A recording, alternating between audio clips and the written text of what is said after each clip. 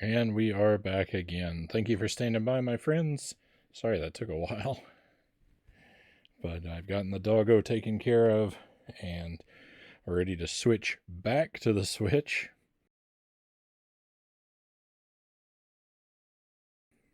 for round 2 of Jump King. And this is how some nights might go for us.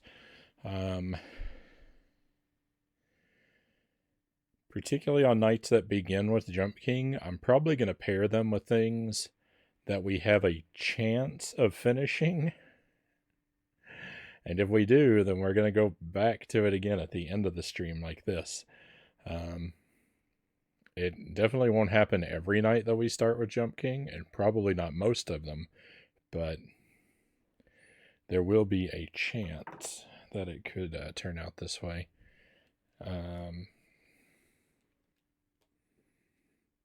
With Jet Force Gemini done, I think it's going to be time to wrap up Splatterhouse 2.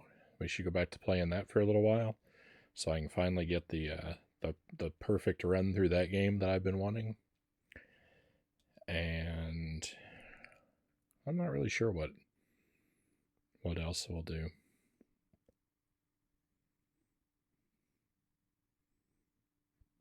I really liked playing through Darkwing Duck the other night. It was really nice. First of all, it was nice to play a game that was just fun, that was new to me, and wasn't like super stressful and miserable like that. That was really nice. And also, like, it was nice to play a game that we could get through in one sitting. So I would like to do some more of that kind of thing for a little while.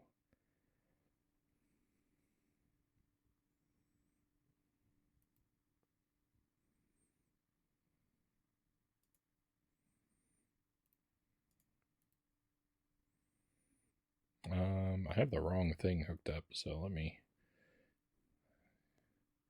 watch your ears, my friends.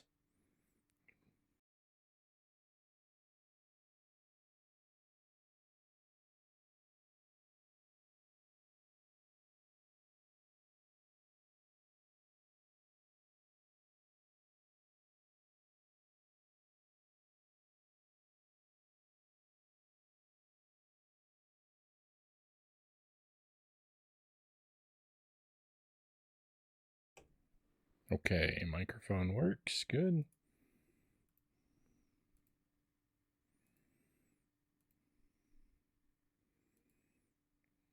There's the game.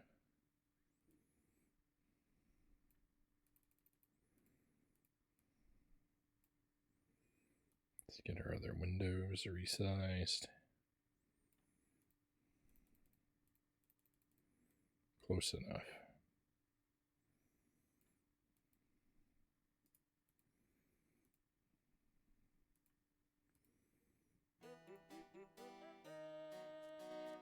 Alright, and we can even hear it. Not super stressful and miserable is ideal, Cow says.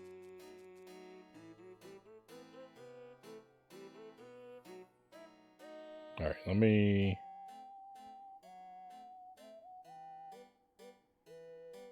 check the chat here real quick.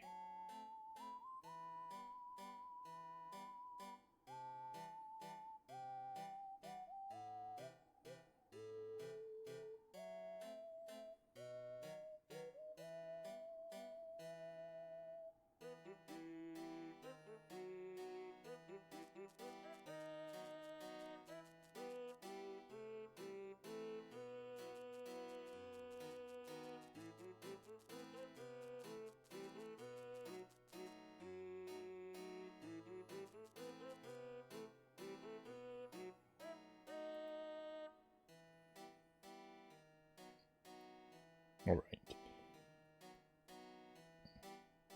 So we'll give this at least an hour of our time. Maybe a little more. Maybe about an hour and a half. I can't stream super late tonight because once again we've got a visit with the doctor in the morning, so fingers crossed for that. Should be alright, but it means I can't stream all night long.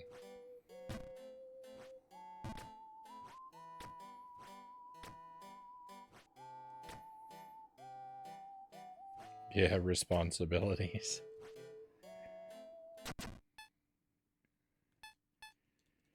Should, I hope, be a smooth visit.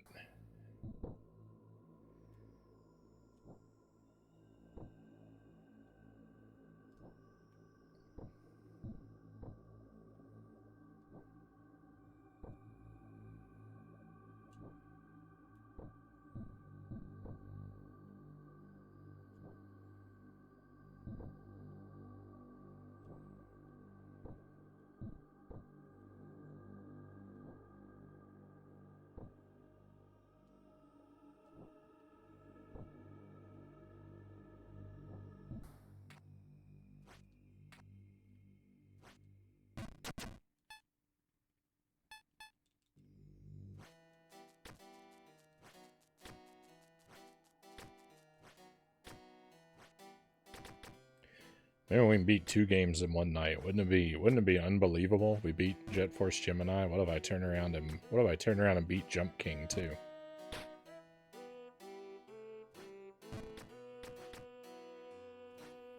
Would anyone even believe it's possible?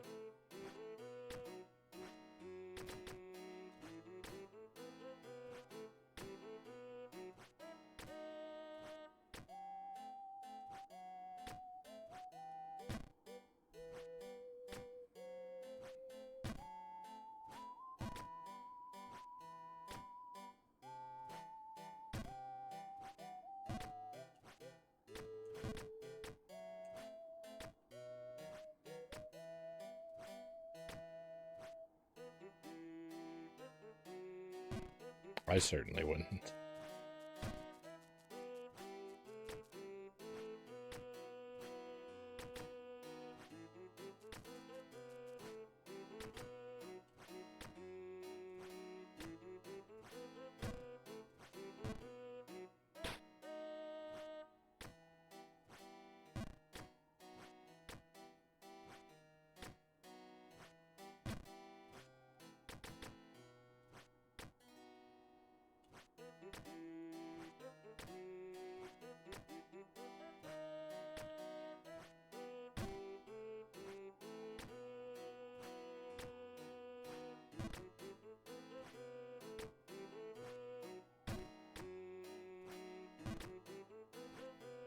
A lot of these jumps feel the same.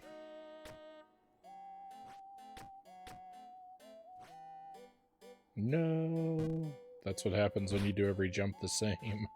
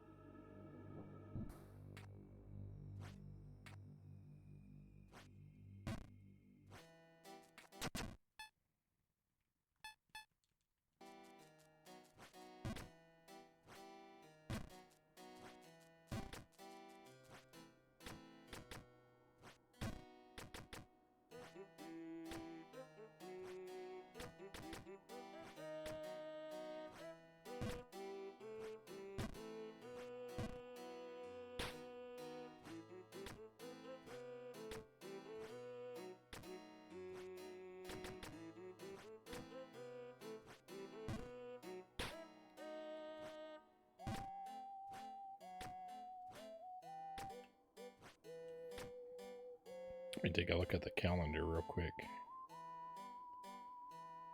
Today is the 7th.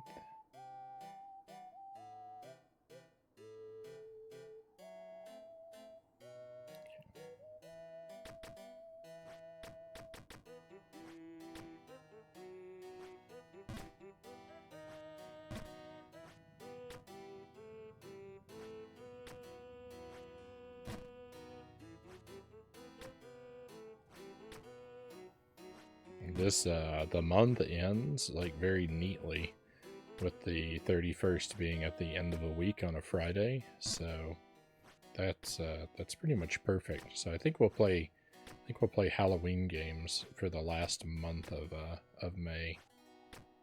That'll be our little Halloween in May marathon. I think we'll just stop whatever we're doing and just play a week of stuff for Halloween. I'll have to pick something out. I'll have to see if I can find a appropriate set of games that will hopefully only last us a week.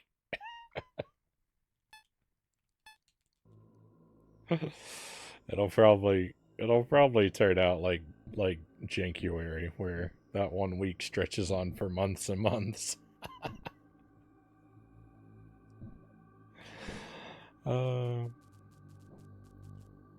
It sounds like fun though. Yeah, I think I'll find us. Hopefully, I'll find us something cool.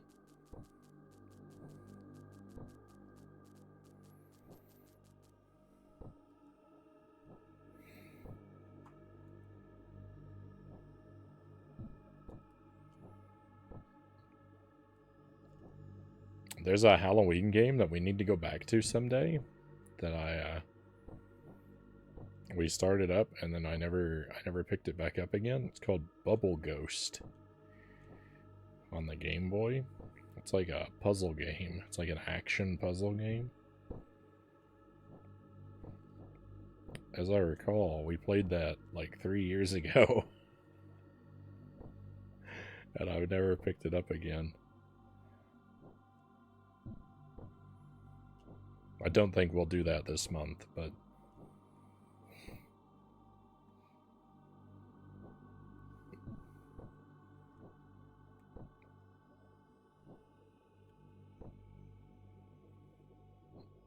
I need to keep it alive in my memory.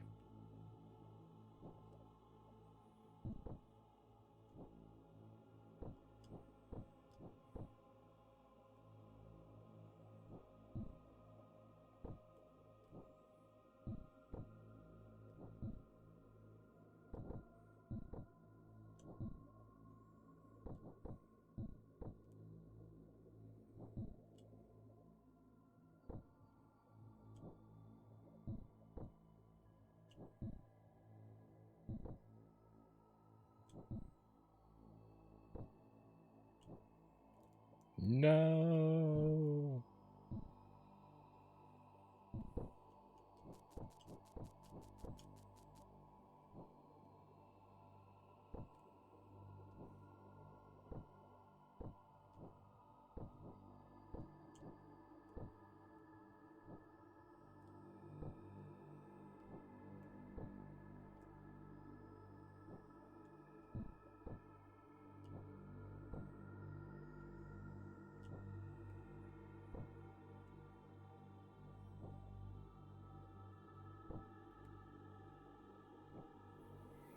I think of all the platforms, I think I've got the worst track record with Game Boy games. I feel like we still have to finish Double Dragon, Earthworm Jim, and Bubble Ghost at the least on Game Boy. I think it's I think Game Boy is the system where I have the most unfinished titles lingering in my go back to it someday file.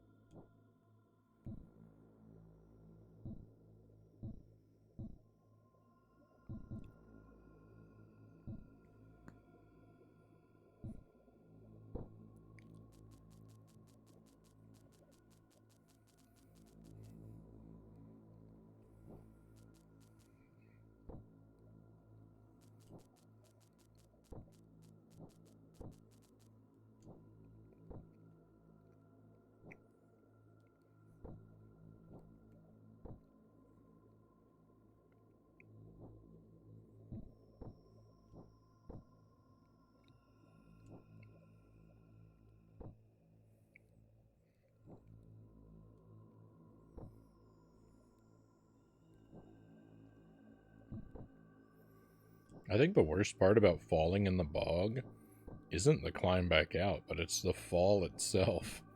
Because underwater you fall so slow that it's just tedious. It's just painful to sit there and watch Jump King drift downward for so long. Look at how long it takes. Hey Vintage, welcome in. Hope you're doing well despite Jump King related torture. Well, we finished a game tonight. I'm done with Jet Force Gemini, so I have a lot to be grateful for at the moment. So Jump King can't be too mean to me. I mean, it can, but it can't hurt me the way it would like to. Because I've got a happy thought to hold on to now tonight.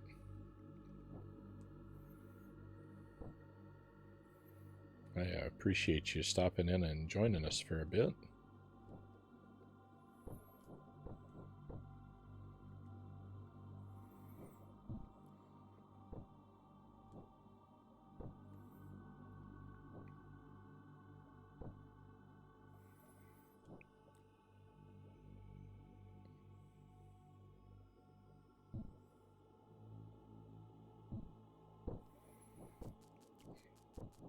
I don't know if it's true for all regions, but at least in North America, this game is currently on sale, so...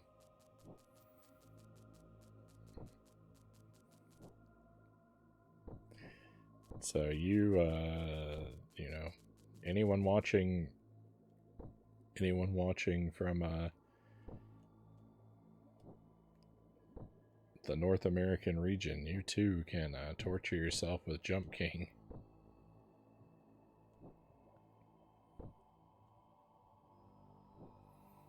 I don't know if it's I don't know if the eShop is divided regionally like that, actually. I don't know if it's divided by areas, by general areas, or specifically by different countries. So it might not be North America, it might be just be the US.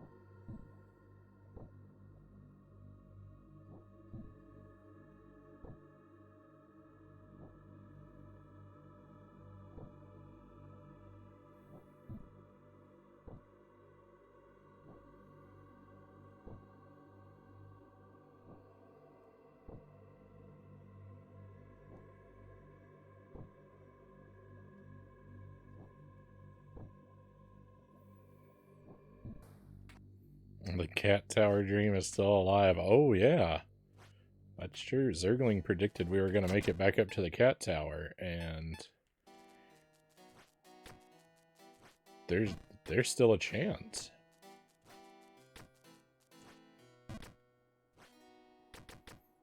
I didn't even think about that, but yeah, coming back to Jump King means that could still happen.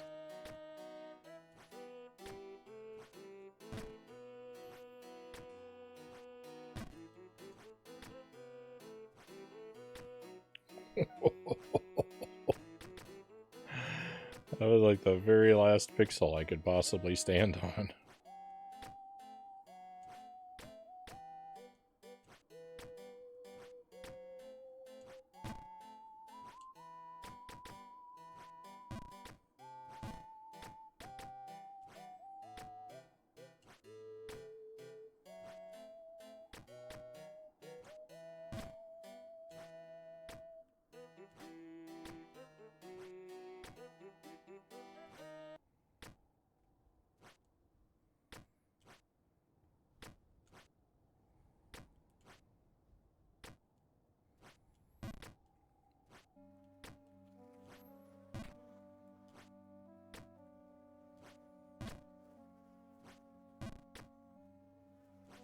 No, don't overshoot. That was a wildly inaccurate jump.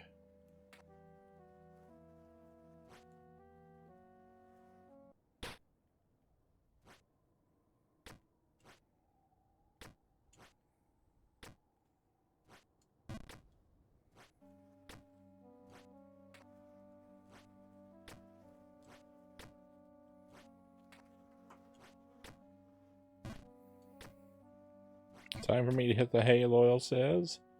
Sleep great, everyone. Good luck on the jumps, Frown Man. Thank you, Loyal. Very much appreciated. I hope that you sleep well and have a fantastic tomorrow, Loyal. Always wonderful to have you with us.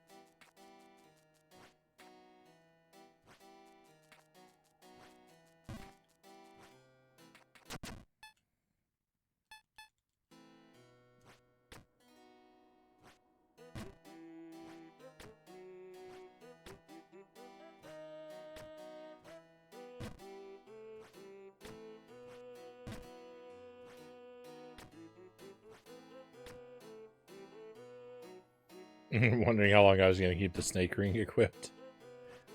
You know, just a little too long.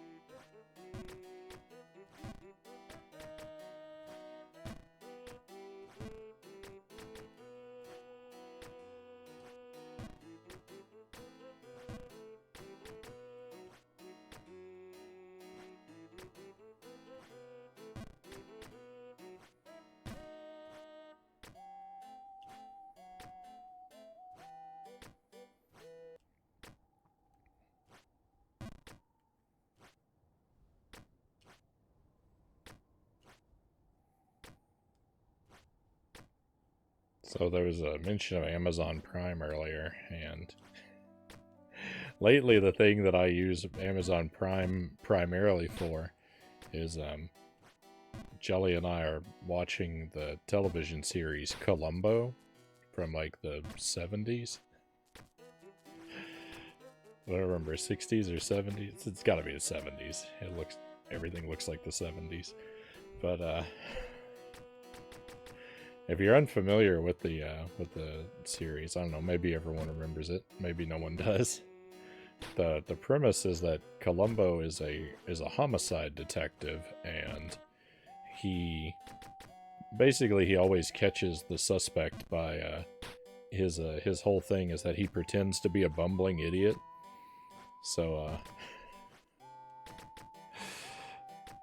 the suspects always let their guards down and talk to him way too much, and then at the end he always traps them by pulling out some stunning piece of evidence that immediately like knocks them into like it's like a sucker punch that gets them to give a full confession out of nowhere. That every episode's basically the same. But it's a very one of the really odd things about the show is like it's a really weird when you think about it, because like we spend a lot of time with our main character, like episode to episode to episode.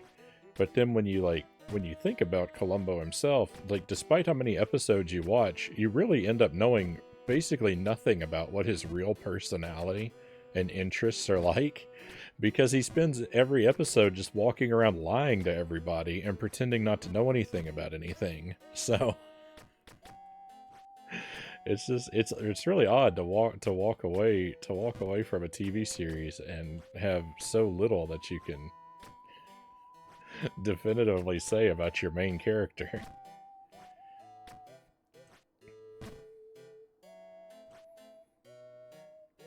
You can definitely tell it's the 70s in this show though, because everybody is smoking constantly. There is not a single scene without a lit cigarette or sometimes cigar.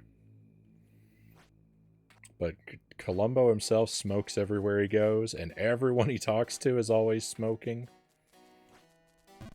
There was an episode where a nurse was like treating a patient in a hospital, and then she gives him his medicine, tucks him into the hospital bed, and then she sits down and starts reading a book and just lights a cigarette to smoke while she reads right there in the, right there in the hospital.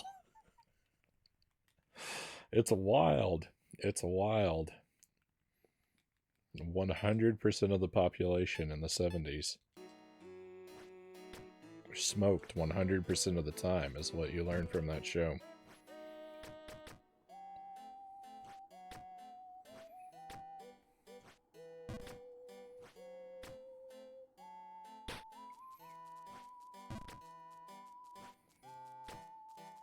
It sounds kind of like how every episode of Inspector Gadget goes, except he really is a bumbling idiot.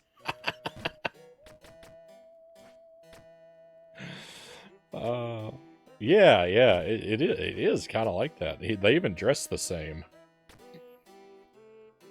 Hey, welcome in, Mixed Champion. Good to see you. Fairly Gay, welcome in. Great to see you as well. You're playing this game. This is one of my favorite games. I have been through a whole array of emotions when it comes to Jump King. I've gone from loving this game to hating this game to loving this game. And it is exceedingly cruel. Sarconius, welcome in, Sark. Hey, thank you for the raid. Fellow Jump King enthusiast Sarconius has joined us. Welcome in, Raiders. Sark, how did Max Payne go? Is it finally badged? That looked dreadful. That looked almost worse than this.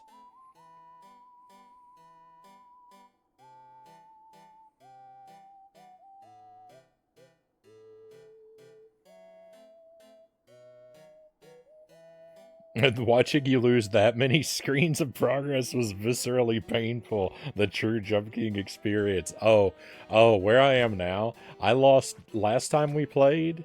Was it last time? Last time or time before last? I'm not sure. I lost 3 weeks worth of progress in one fall. I was up so much higher than we are now. Now, like now I am at the bottom. I am basically at bedrock.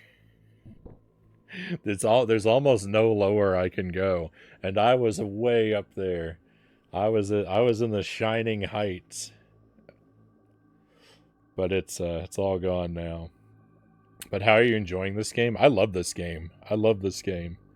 It's a truly frustrating and miserable experience, but I wouldn't trade it for anything. All right, let's welcome in also Shrum, welcome in.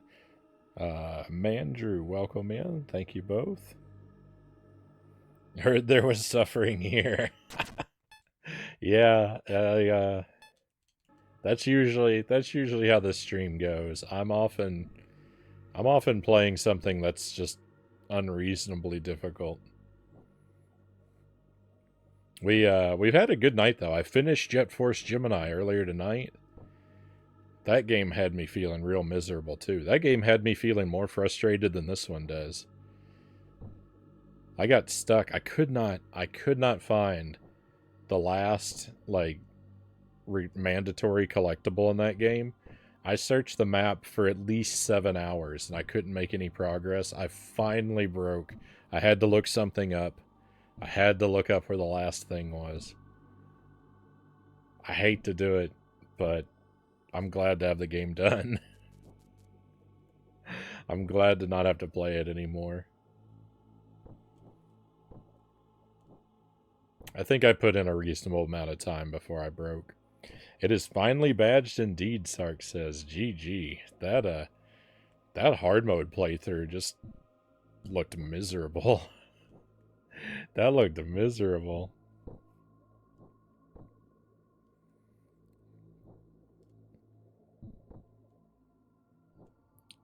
Hats off to you once again, Sark.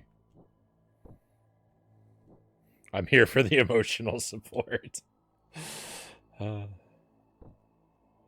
It's great to have the reassuring voice of someone who's been there. if that's how you could describe the voice of someone who's just saying over and over again, don't do it, it's not worth it. I assume you're at the very beginning of the game. So where we are is I've actually beaten the game 3 times. My first playthrough took 93 hours.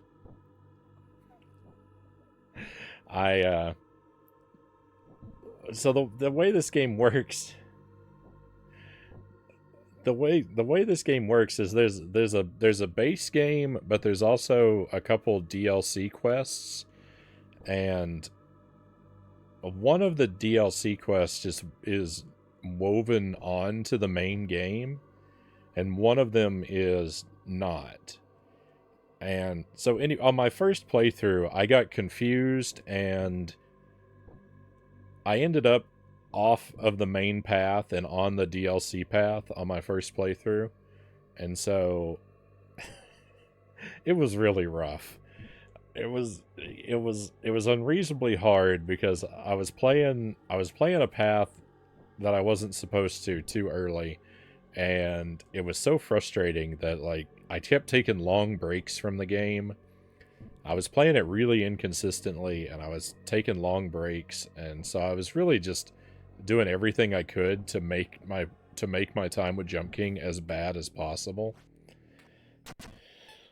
So I was stuck for a long time, not making any progress, and then finally I buckled down, I committed, I said, I'm going to play this game every night, 2 hours a night, every night, for a week and see what happens. And as soon as I did that, I started making progress again. And then we finally beat it. And so I got the credits, but it was the credits for the second quest for the DLC. So then I had to go back and beat the main game. And so we did that, and that took 5 hours. So I shrunk my time from 93 hours to 5 hours. And then I didn't know how to access the second DLC. I didn't know you had to access that from the menu. So I was exploring the game again, trying to find DLC 2. And then I gave up because I wanted to check and see if you could get it from the menu. And so I was afraid to just quit the game because I didn't want to lose my progress. So I beat it for a third time just so I get back to the main menu. And that took only 3 hours, which is pretty good considering most of it was spent looking around the map and not really trying to get to the end. But now we're in DLC 2, aka Quest 3, and I've been working at this one for 30-something hours. And I have no excuse. It's just really hard.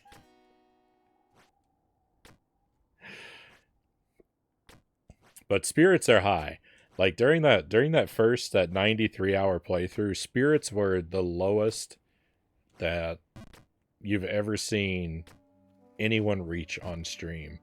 I was I was so miserable. I was in such despair and just deep impenetrable hopelessness for so long. I don't know how I made it through. It was crushing. But ever since we beat it a few times, like I'm back. I'm on top of the world. I'm invincible now. Now I have invincible optimism. It's amazing. It's amazing what a taste of success can do for you. Because I have no doubts, 100%, we're gonna beat this game. We're gonna beat this quest. It might take another 60 hours, but it's gonna happen. I'm not worried at all. I'm just a little sad that I'm so far back down here. I'm a little sad, but I'm not worried. This game looks like insufferable, but it looks cooler than getting over it. I really like the world of this game. I like the aesthetic. You know, the pixel graphics are just to my liking, and some areas of this game are beautiful. I like the sort of quiet and lonely atmosphere that pervades most of the game. It feels a lot like Dark Souls to me. I know everyone compares everything to Dark Souls, but it feels like that to me because it's really challenging, but it's also, you know, kind of like the dark fantasy aesthetic, and it's so quiet and empty for a lot of the playthrough, which was what I really liked about Dark Souls. Is I like the kind of lonely atmosphere of like there's not a lot of other characters to meet, and when you do meet someone, they're usually hostile and or insane.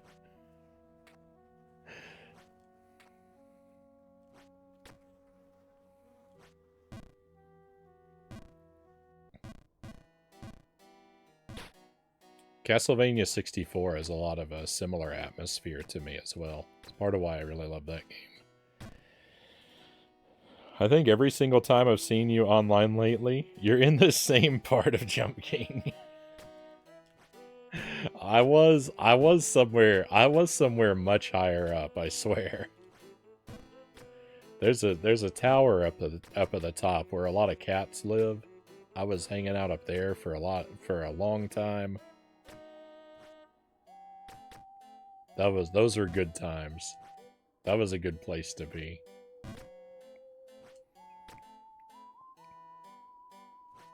"93 hours is like a full playthrough of Baldur's Gate 3. It's one of my longest journeys to credits on the stream. It's just like, especially for a game, like considering how short the game is, like so far as it's the content to first playthrough ratio is really skewed. And it's one of my ugliest first clear times for the stream.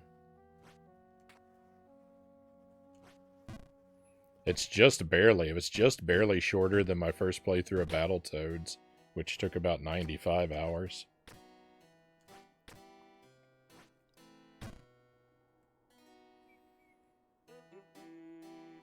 Oh yeah. Yeah, I wasn't miserable for all 93 of those hours. No, it started off like the first until I got stuck in the Windy City.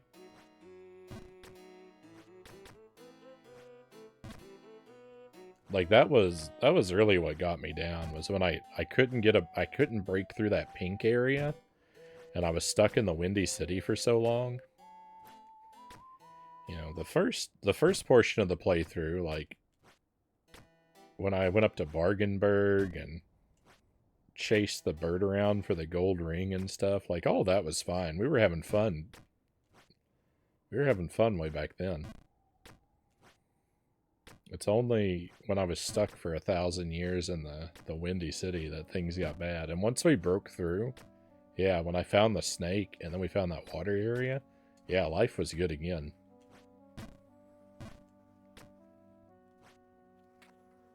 Those were fun times.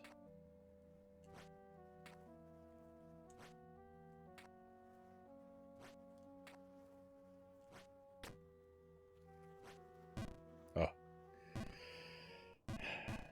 I'm so bad at that jump, and as you can see, it's so costly to be bad at that jump.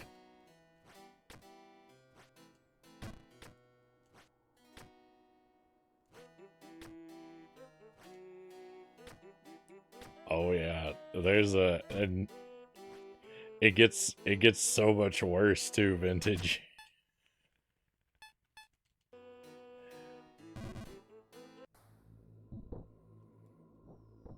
He may be the jump king, but he is the fall god.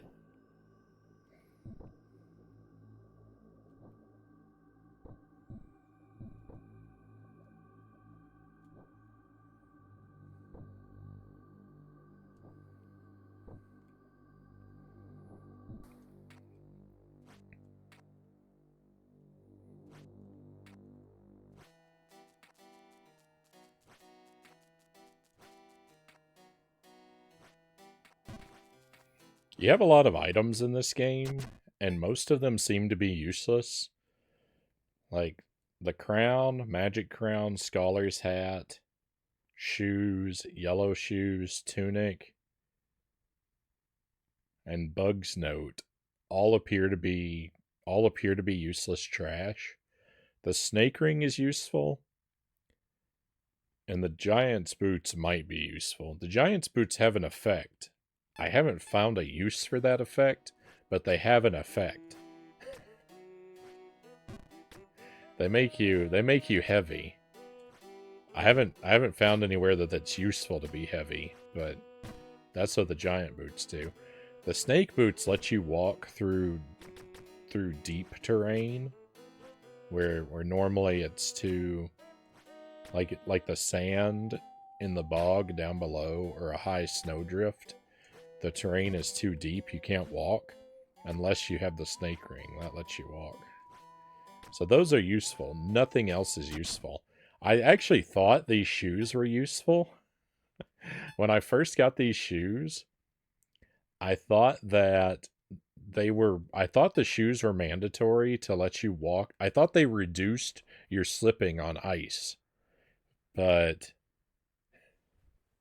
it was eventually, and by eventually I mean like within the last like 5 hours, it was given away to me that the shoes actually have no purpose.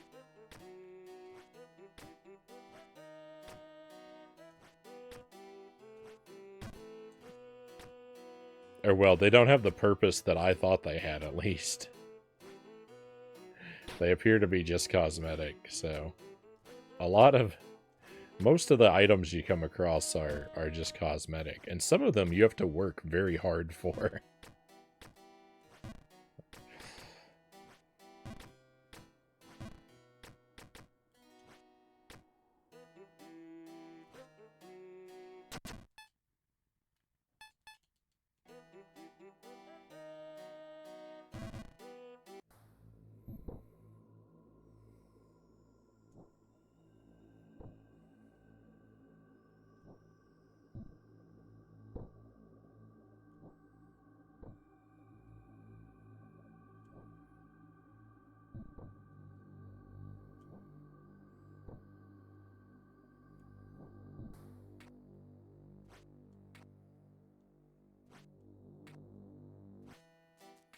This game appears to currently be on sale on the Switch, if you're in the US at least. So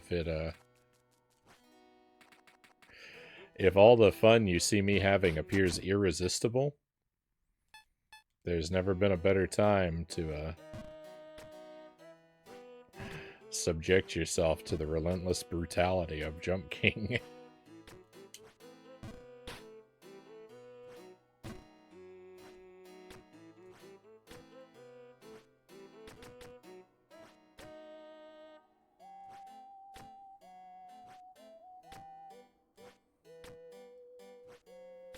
Not a sponsor.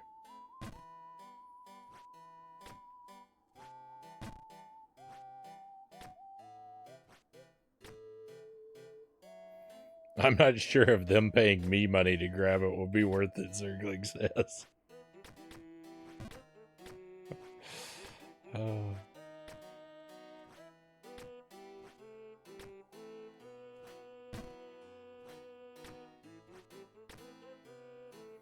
I don't think I could do it. I don't like platformers that much at the best of times, Vintage says. Oh, that breaks my heart, Vintage. Platformers are my favorite.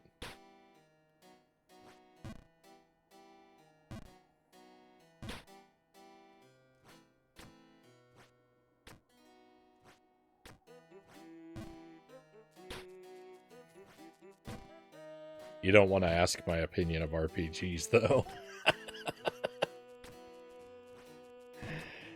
I think my monitor would get a controller through it immediately.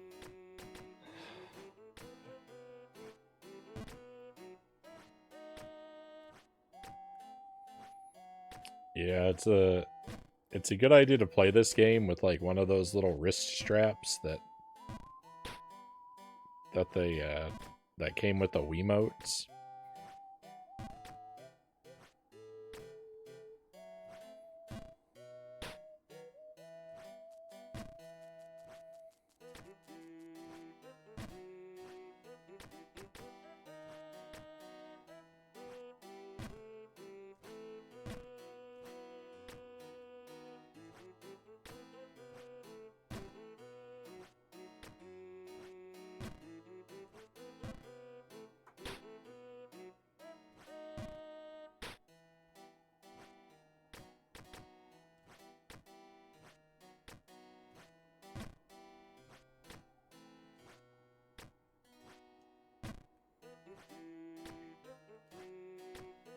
It's just wild because like this area right here, right, the ruined tower, this one area alone, you wouldn't think it to watch me play, but like I have climbed this ruined tower successfully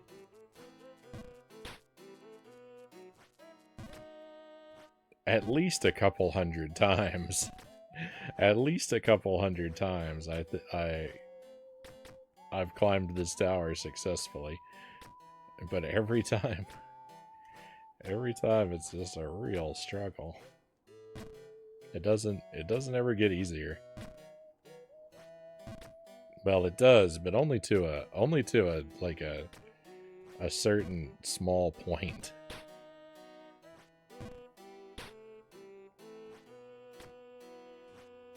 Because failure is never lightly punished.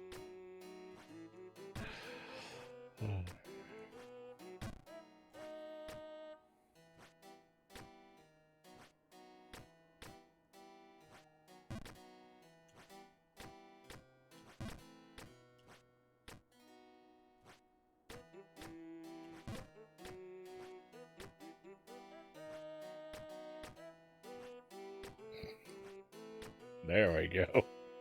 That sure took a while. I think you can actually see.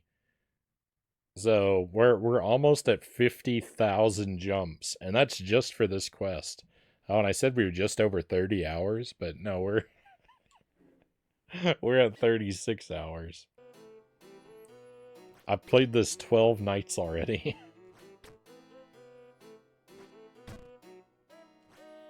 Like all those stats are just for this playthrough of this quest. That doesn't include any of the other time.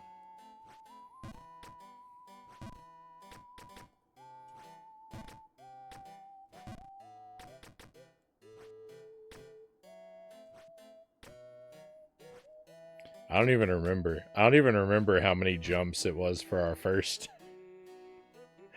for our first playthrough. By the time we got to the end, it shows you your stats at the credit screen after the credits. It was well over 100,000 jumps.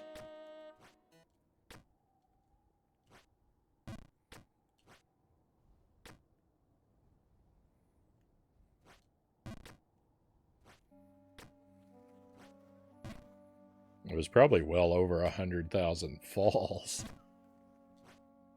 No. Oh, yuck. Come on. Come on. Frownie, you can do better than that.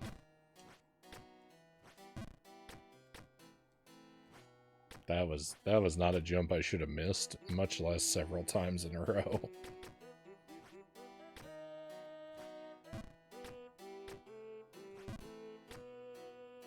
You can do better than that, but you won't. Where did your faith in me go, Zergling? What happened to the Zergling who thought we were gonna make it to the cat tower?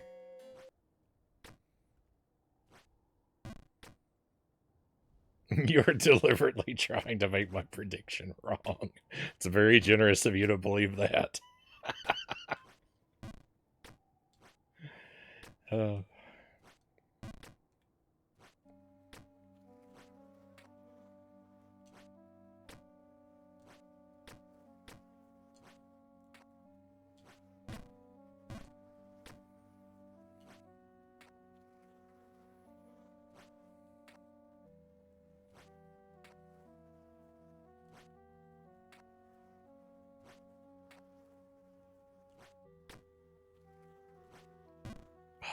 Come on. Why? Why?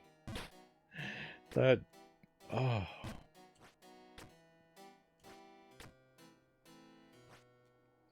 That jump. I've even made that jump earlier tonight.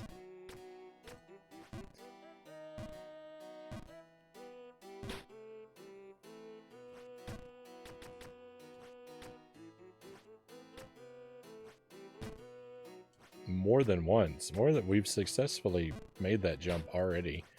More than once tonight.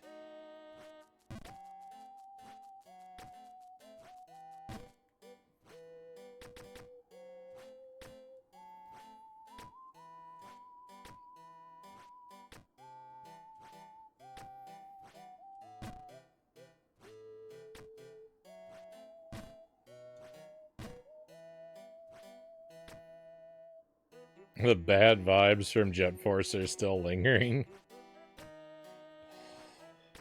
That game has contaminated me.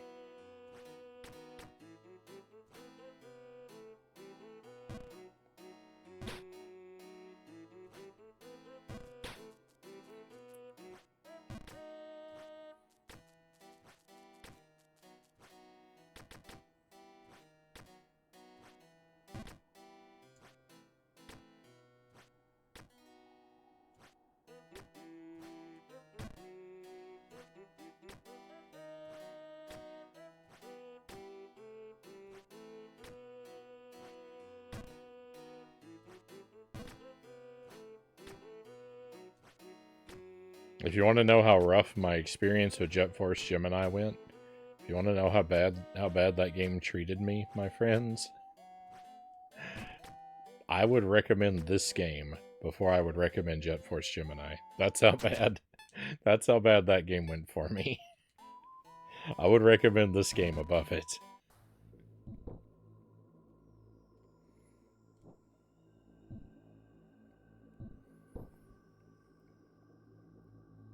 I would recommend this game above a lot of games, though.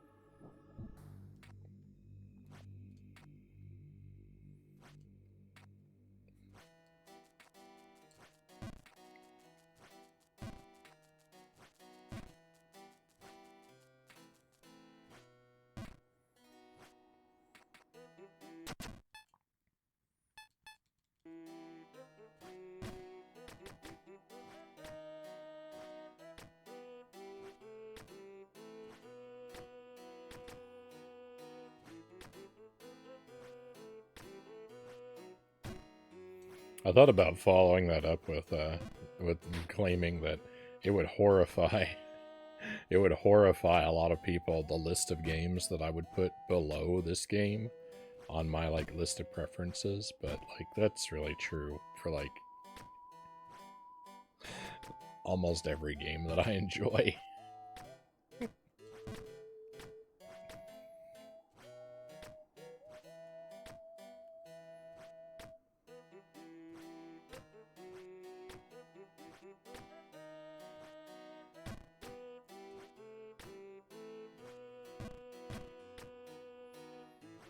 Yeah, it's pretty much a blanket statement for you. Yeah.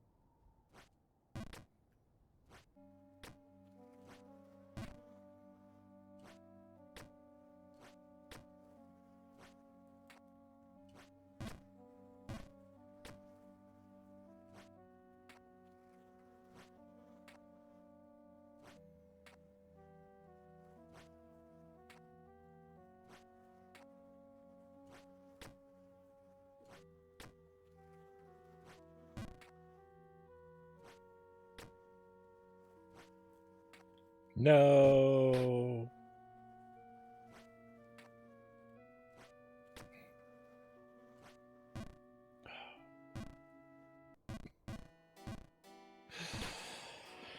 That one jump is so costly.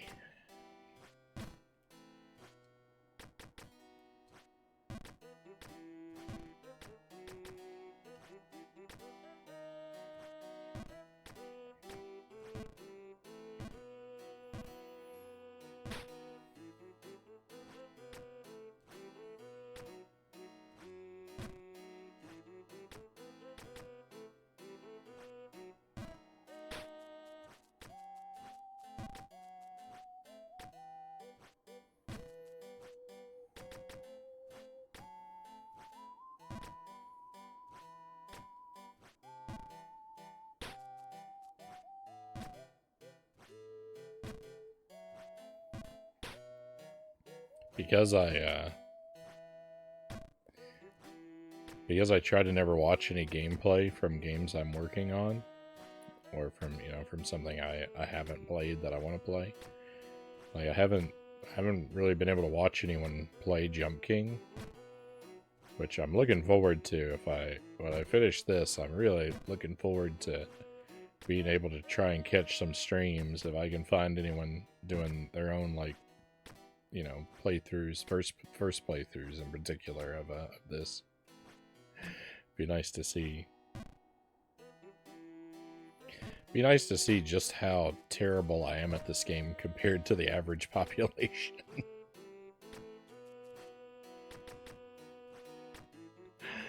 Oh.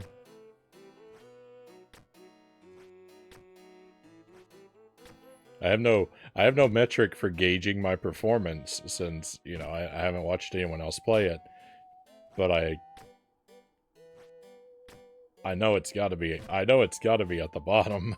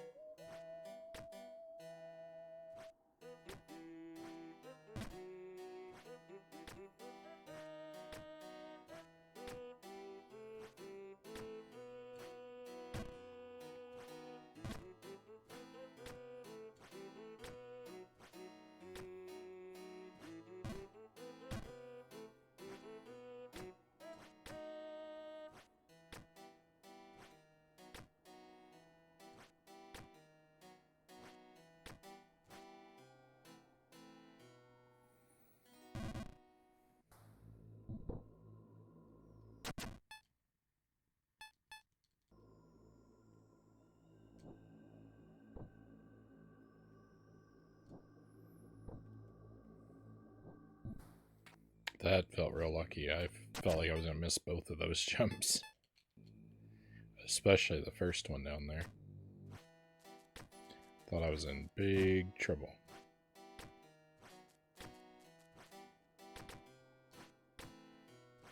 I feel like my head is fuzzy. I feel like my mind is too cloudy now.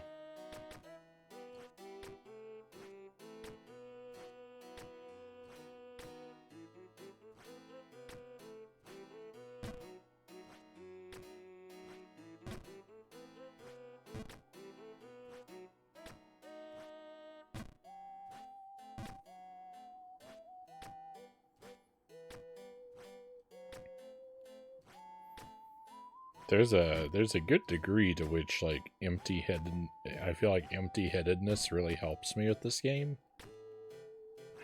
When I could there's a certain sweet spot where I need to like shut my thoughts off just enough and I can perform pretty well for a good stretch of time. I can't be too focused or too unfocused. Or I miss all the jumps, but if I get just right, then they come really smoothly. No thoughts, just jump precisely.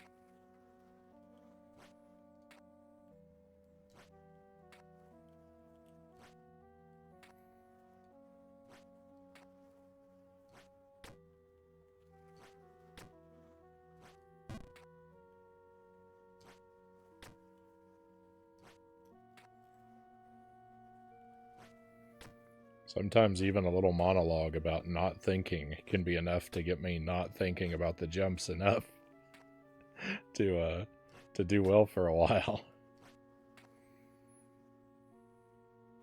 Can you believe it? For a while. It's not a perfect strategy.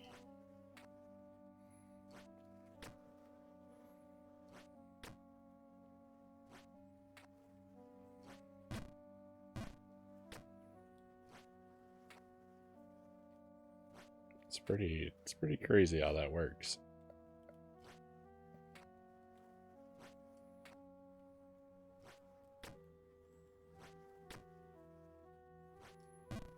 Got lucky there. Got lucky there for sure. Oh, fortunately, I'm going to have to leave you to your jumping. Gotta be headed off to bed, Cow says. Good night, Cows. Thank you very much for being here with us. I hope that you sleep well and have a fantastic tomorrow, my friend. Tomorrow is Battletoads. We're going to play Battletoads on the NES and the Genesis. Be a D-Rust with the first one and a first playthrough with the second. And Wednesday night is more Jump King and 50 video games included. So some good stuff. Some good stuff coming up. I think Thursday night we might start a new game as well. So might do a new game on Thursday and then do Splatterhouse 2 on Friday. That's what I'm leaning toward.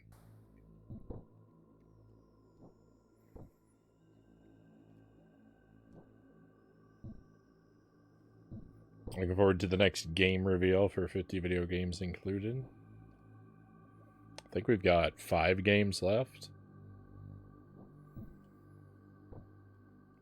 Congrats once again, finished the nightmare that was Jump Force. Thank you, Cows. Oh, yeah, what a rough experience that one turned into. Very glad to be done with it.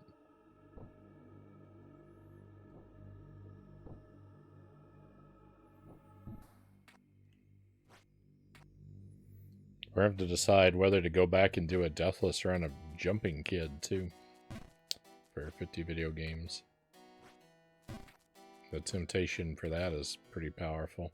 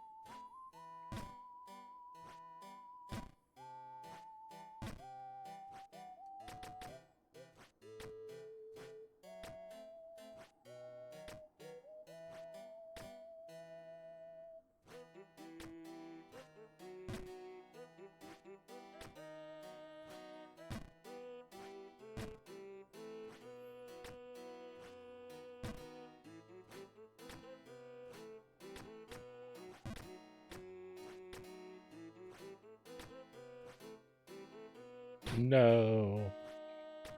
Okay, that worked out better than I anticipated.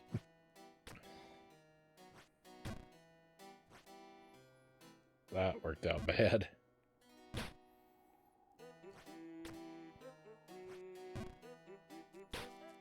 And worse.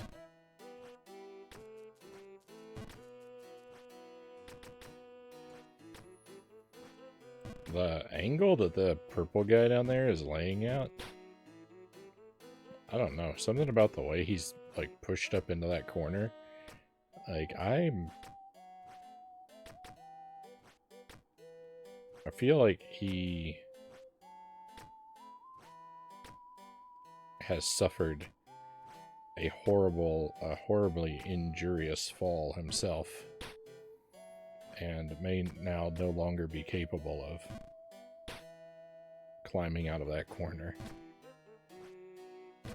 He said something about hanging out there because he was comfortable, but I don't know, the way his body is bent there doesn't look good.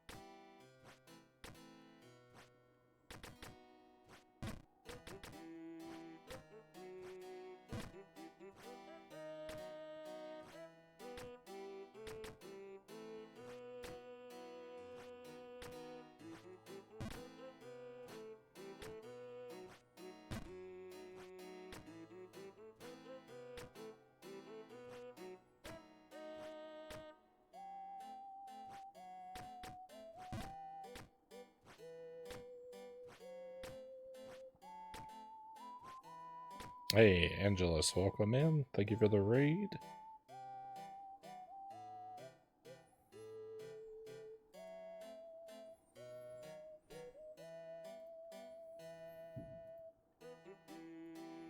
Appreciate you joining us tonight.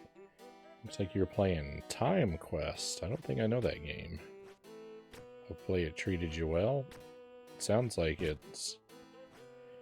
I would guess that it's like a point and click, like an adventure type game, but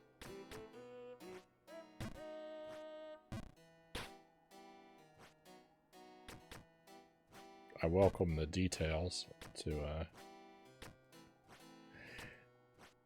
if you'd let us know what it is and what it's like. It's a DOS adventure game from the 90s. Alright, so it is an adventure game.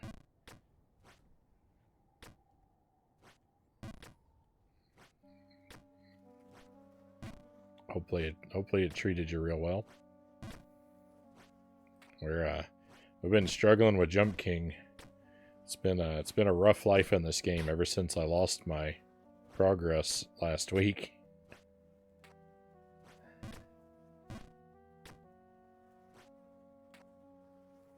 It's not going particularly great tonight, but I'm trying to hang in there. We did beat Jet Force Gemini. I'm done with that game, finally. That one broke me. I had to get some outside help and look up where one of the collectibles was. It breaks my heart to do it, but I searched for hours and I just couldn't make it happen, so I had to get us out of that game.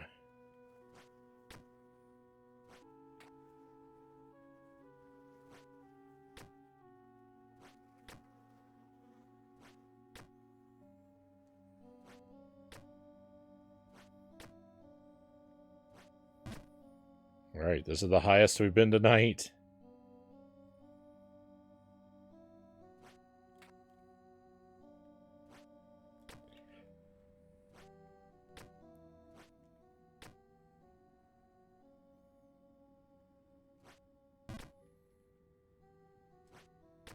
We did it! Zergling was right!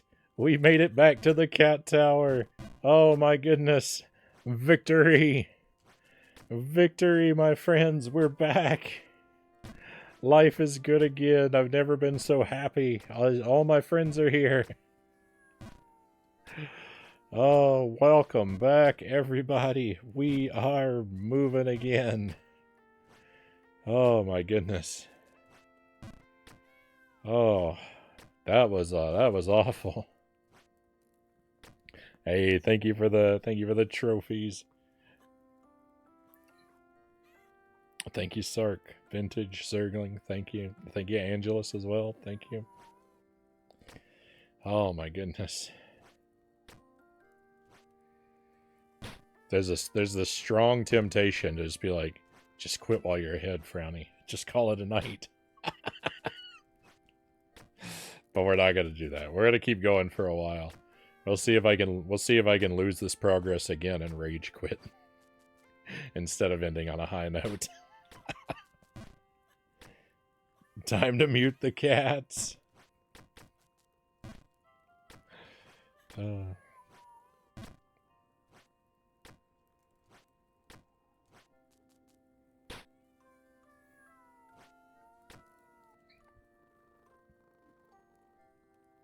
Angela says you have to stop some guy who altered history.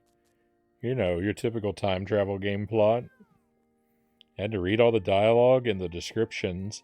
I'll be so glad when I get to an adventure game that has speech.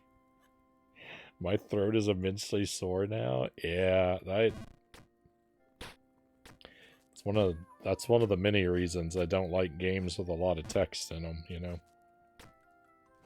I don't want games with a lot of dialogue at the best of times. Like, even if the game's going to read it to me itself, I'd prefer not. But especially when I have to read it and wear my own throat out. It's not fun. It's a good idea to I actually, when I first started streaming, hey Nato, welcome in. Pleasure to have you with us, my friend. More jumping and plummeting. I got back up to sort of a quasi checkpoint, Nato. I'm feeling real good right now.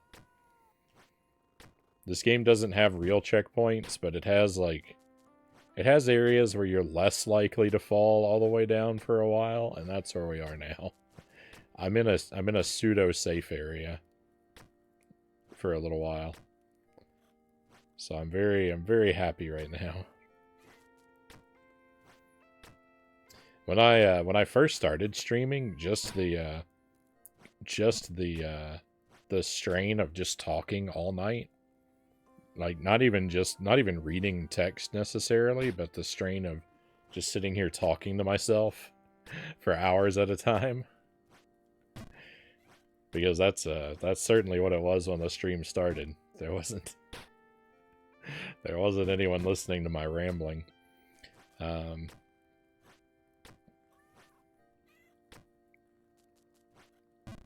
I had to have tea. I had to have tea with honey and lemon every single night because it was very harsh on my throat.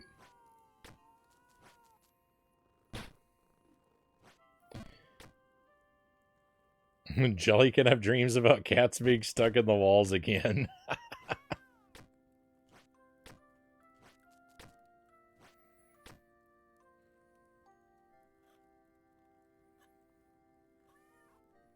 I feel like Bioshock did it best, Sark says. They put their lore dumps into audio tapes you could listen to while you're exploring. Yeah, that's a way to do things. Like, that's my big problem with, like, well, I got a couple big problems, but like one of my big problems with like dialogue and stuff like that in games is it brings the action to a halt. It takes away control of your character, which is something I always hate.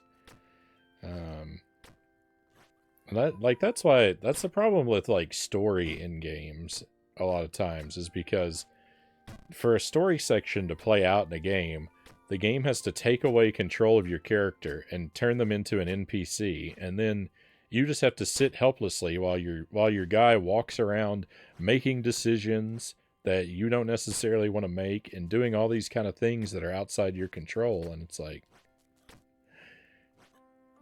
I don't need that. Like, I don't need the game taking the controller away from me. I'm playing the game because I want to play the game, not because I want to watch it play itself.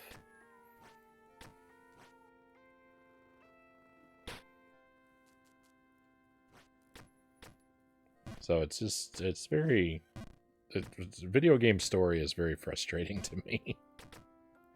But yeah, if like story, like background detail of like the world and like things going on at large, and especially if it's something that can be absorbed while you're doing other things, like that sounds beautiful.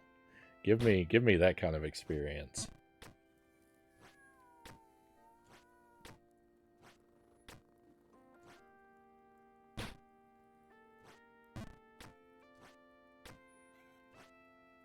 That's again, like that's why I like Dark Souls, is all the lore and story was in the menu. It was all in the like item descriptions and stuff, so I could just ignore it all. I don't know who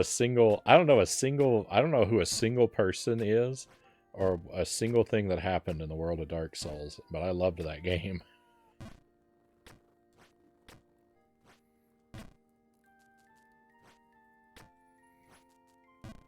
I'm right there with you, Frownie, Sark says. Like that was one of the that was a super fun game. That's like one of the best like modern games that I've played. And I don't know what a single thing was or who anybody was in that whole game. It was great.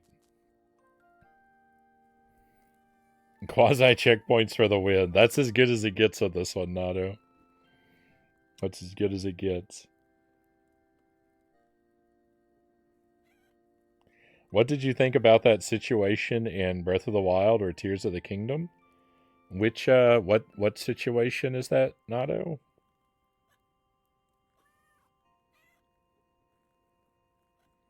You mean like the story situation? So I really like one of the things people complained about Breath of the Wild is how it's really light on story. And that's what I love about it, is there's virtually no story. I mean, there is, but it's all handled in like very brief, like these just tiny cutscenes that take almost no time. And it's just really like the story's really vague in Breath of the Wild, and like that was perfect for me. Like so many people, like I feel like I heard so many people complain that they wanted more story, and I was like, had a great amount. It could have even had less, but I definitely didn't need more.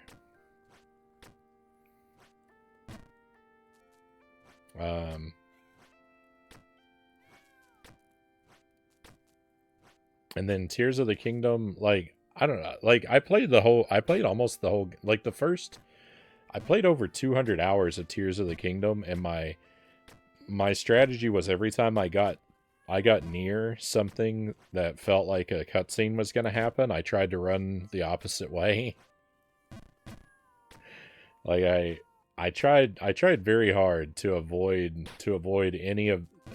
activating any of the story for as long as I possibly could.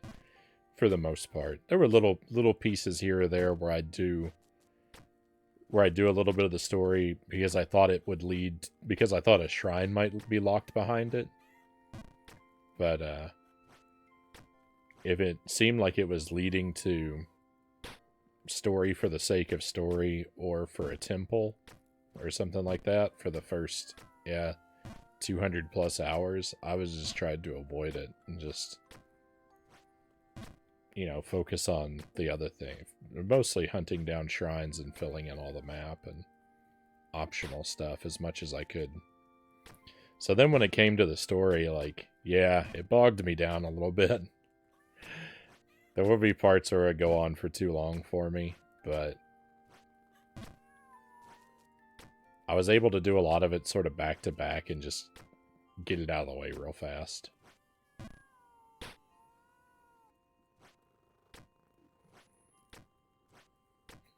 Because it really doesn't matter that much to me.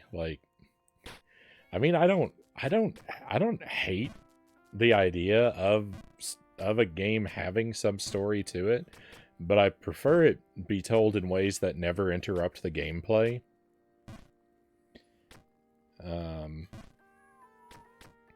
And I prefer it to be brief. It should be brief and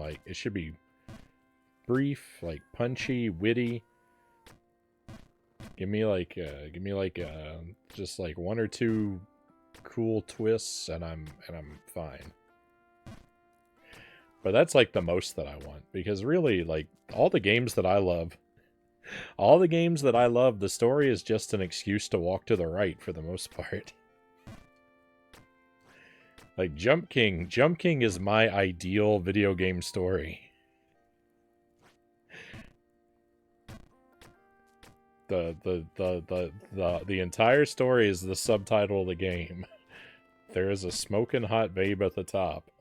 Okay, there we go. We know which direction we're going.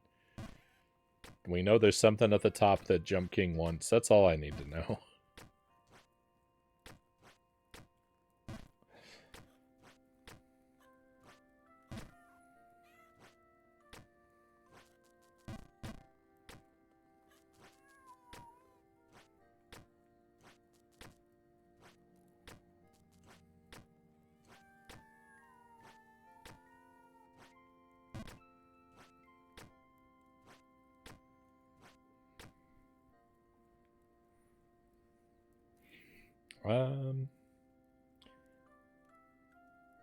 That's why I like when your companions talk to each other in RPGs.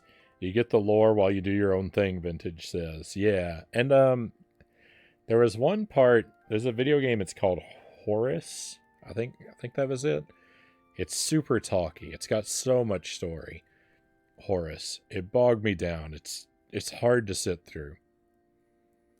But there was one part where the story was all handled through dialogue, where the character that you're interacting with was just sort of following you around, just floating through the level and talking to you. And that's the kind of thing, that's the way to handle the story. Let it happen during the gameplay. If someone has a big chunk of backstory to feed me, then let them follow me around and just talk at me while I continue to play.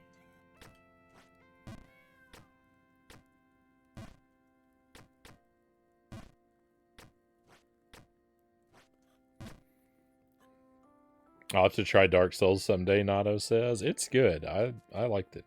It's not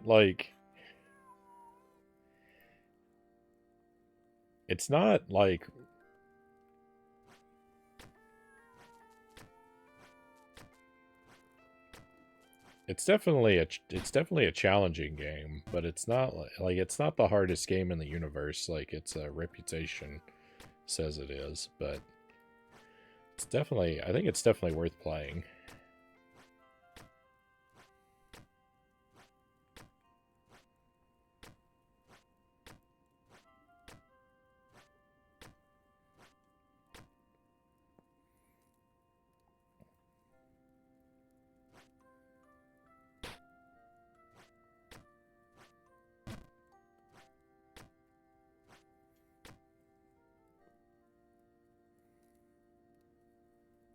You're stronger. You're stronger than me. Then I made it to about 60 hours, and now getting a little into the story. Nato says, "Yeah, it wasn't. It wasn't really. It wasn't really until I think pretty well over the 200-hour mark that I actively pursued any story."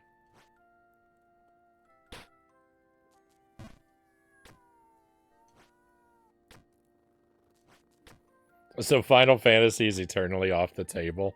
I'm terrified. I'm terrified to play something like that. Yeah. We did play Mystic Quest, and I did enjoy Mystic Quest for what it was.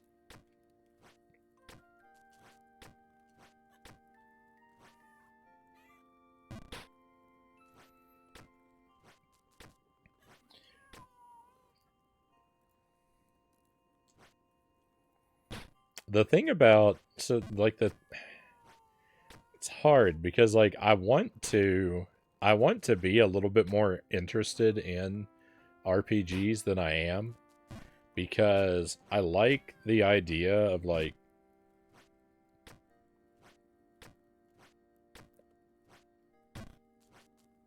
I like that they have they offer the potential of like cool worlds to explore and like characters to meet and stuff like that. Like I like the idea of exploring the world and of RPG games, but I know that I'm going to suffer anytime the story starts to happen, and I don't really like turn-based gameplay at all. So it's going to be rough. It's going to be rough. Like I can get into like a more action RPG type game. Like Final Fantasy Adventure was pretty good. I really liked that game.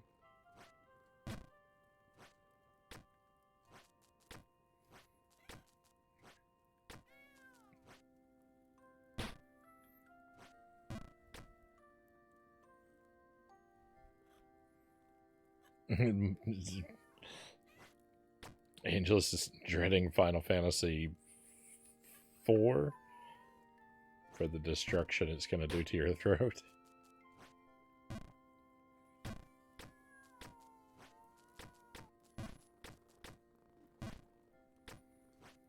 I really prefer games where my control of my character is very one-to-one. Like I want to be able to control my character's movement and actions like very, very directly. I like a high degree of like responsive, athletic control in games. So like games that are heavily menu based, like like turn based games.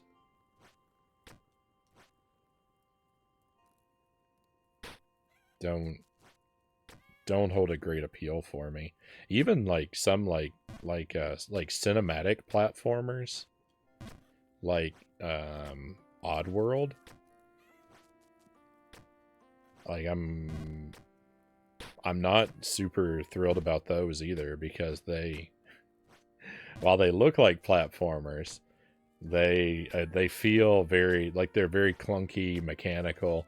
There's like a high level of disconnect with a cinematic platformer, where it almost has the feel of a turn-based game, where because you don't really control the character in a one-to-one way, just like your button inputs are like a series of commands that your character follows, like they're reading a list of like what you want them to do. Like I could all your button presses could be put in 10 steps ahead of time, and then they're just being executed like by a robot.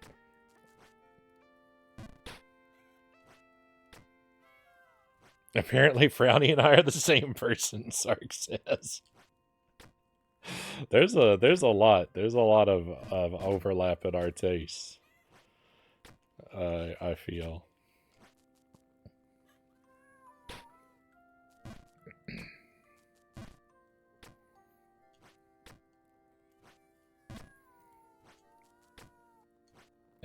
I'm glad for it. It means I'm in good company.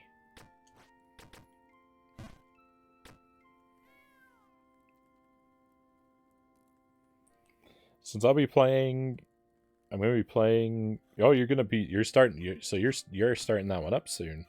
You'll be playing it the entire month of June instead of 2-hour streams. May shorten it to an hour apiece.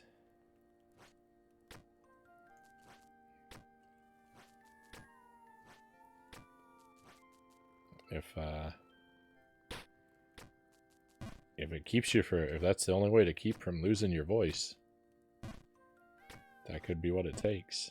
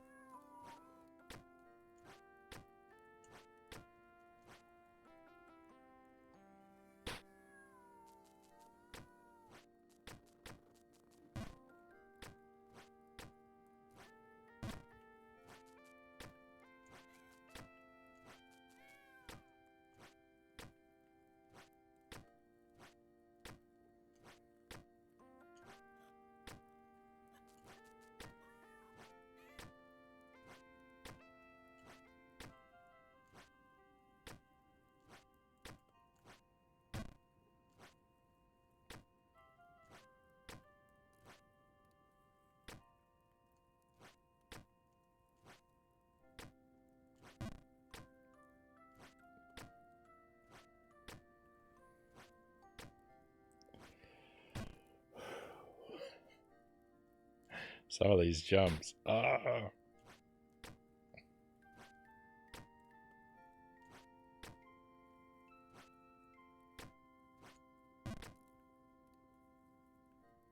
this one's free. And this one's free. I almost messed that up. Just because I haven't been down here for a long... I haven't been up here for a long time.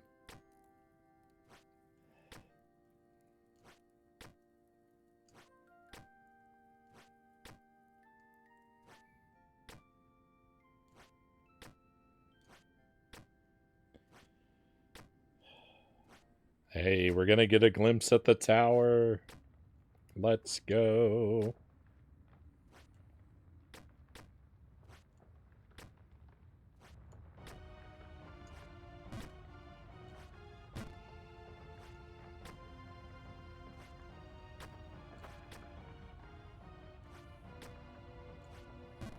Oh.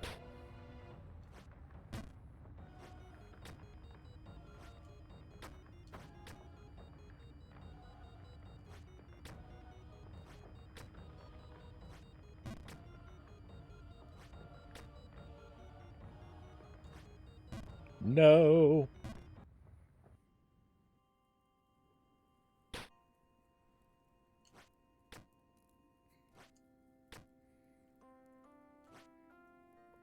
That place up there is pretty intense.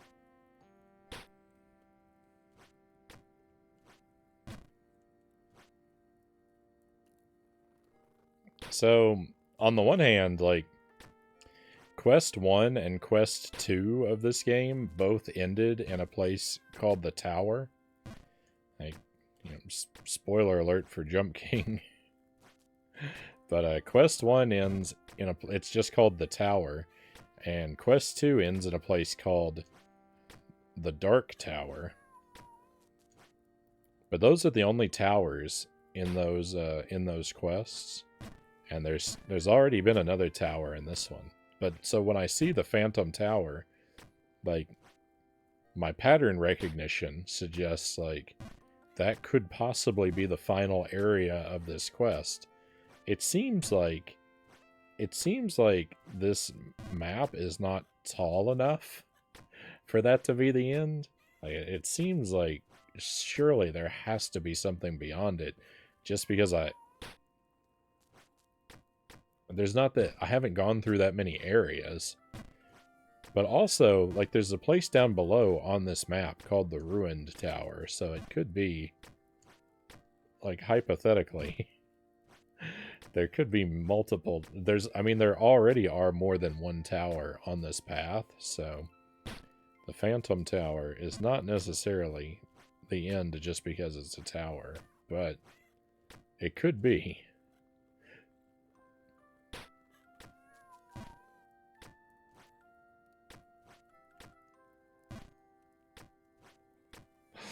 It's a very long-winded way of saying I don't know. There is a possibility that Phantom Tower could be the final area of this map. I have reason both to think it likely and unlikely.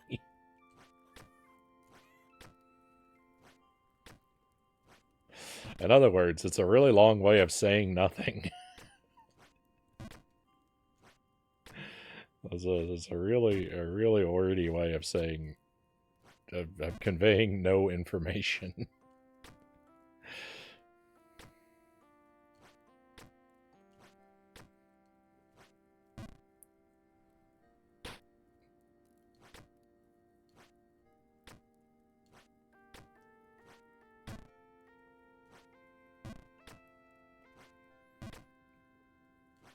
Much appreciate the no spoiler approach, Sark. Thank you.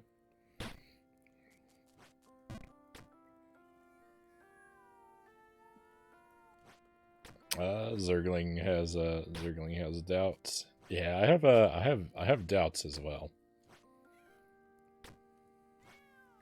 It just doesn't seem tall enough. The map. And I feel like we haven't been through enough like interesting terrain. Like there hasn't even been any wind yet. Both of the other quests had wind. It's very possible. It could be that the Phantom Tower is the last area of the game, and it just goes up for like 40 screens, though.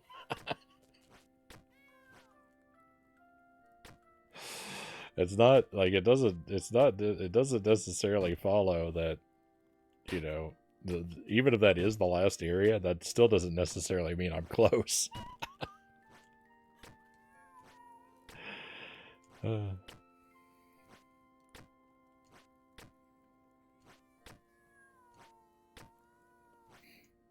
That would be an interesting twist. I mean, it's...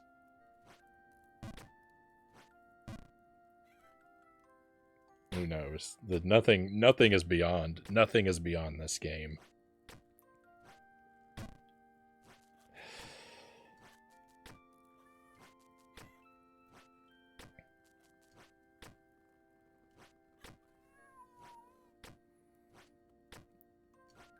It loves to send you on quests for useless items, and there's nothing it might not do.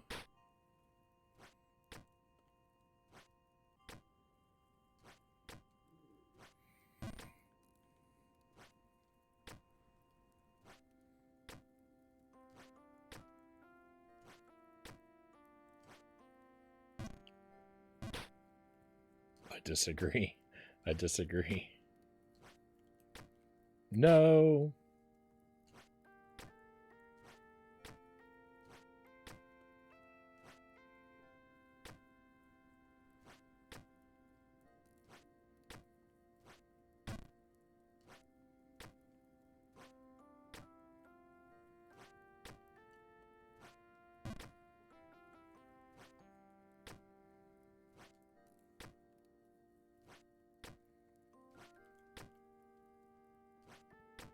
No. I walked off the edge. It's all my fault. I can't help but, whenever I make a jump, I can't help but hold the D-pad as if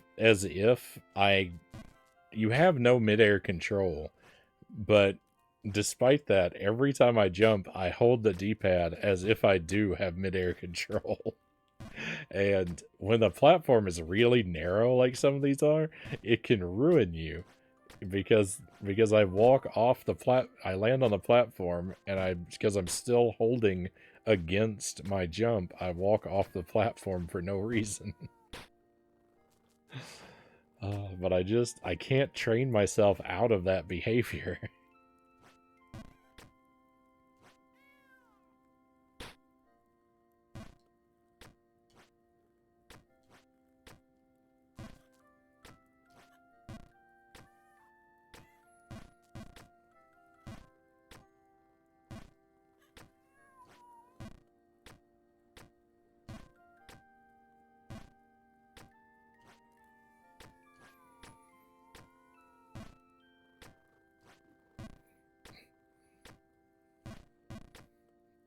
I love any spot where you make a jump by jumping in the opposite direction and using a bounce. Like those are always my favorite. Those are always my favorite spots. Like anywhere you have a setup with a bounce is it's a lot of fun. Hey, Dr. Milkshake. Welcome in. My brain finds the aesthetic of this game weirdly comforting. I love the aesthetic of this game.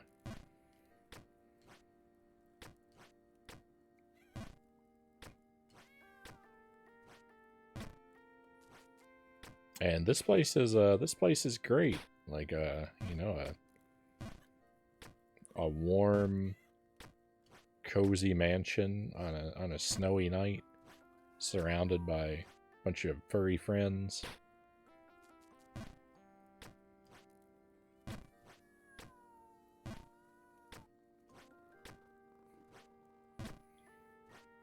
I would strongly recommend against leaving a bunch of candles burning in a house full of unattended cats, but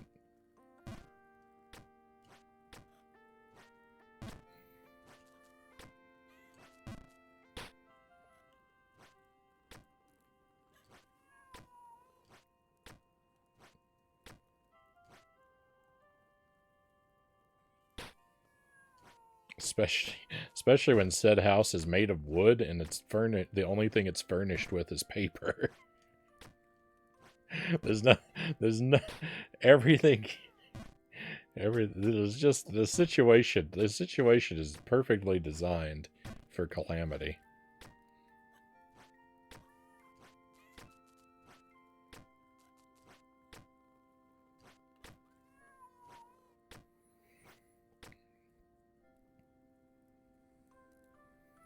What about a required double bounce? Yeah, there are areas that are kind of like that, like where you have to jump up a narrow tube and you kind of bounce off both sides of the wall.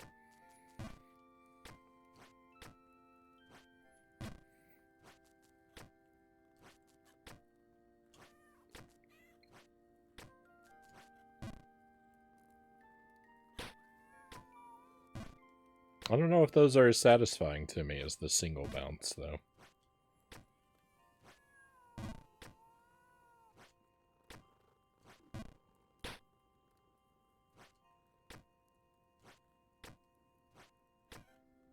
We have another raid coming in. Let's go. Welcome to Jump King, Raiders. Oh, I can't type.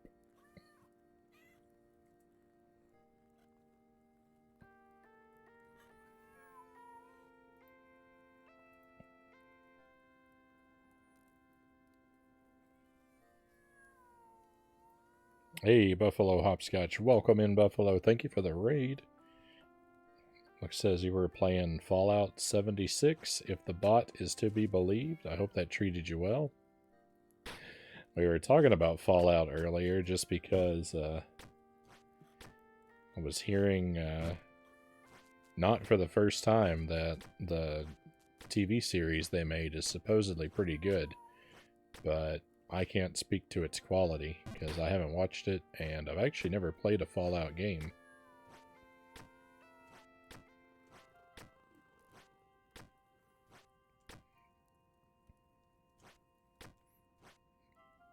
But I do hope that 76 has treated you well tonight. We've been having a very successful night. I finished Jet Force Gemini earlier tonight, and we regained some of our lost progress in Jump King. So I've got a lot to celebrate.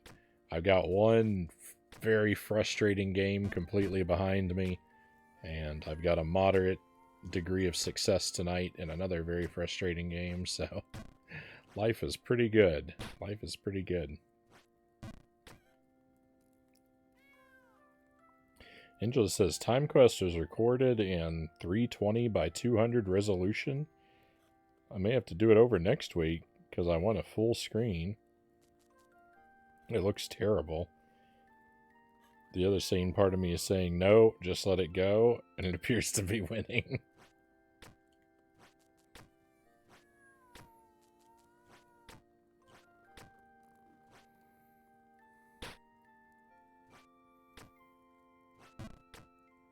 Now, when it comes to frustrating games, you take the wins when you can get them.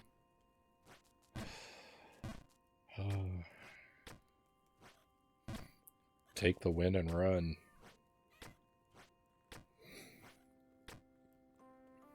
It is true. Started with a bit of Dino Crisis 2, ended with some Fallout grinding.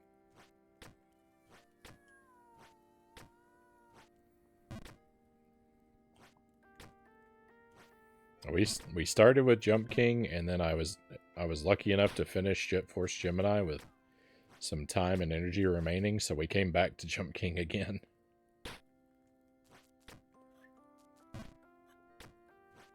And I'm so glad we did. I'm so glad we did, because I'd been stuck in a pretty nasty area. And I've made it out of it, at least for a little while, so... I mean, this area here is no picnic, but it's at least higher up than where I was before.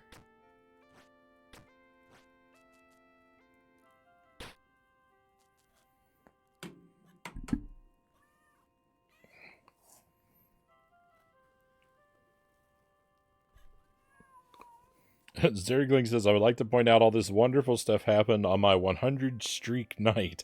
I would like all the credit to go to me.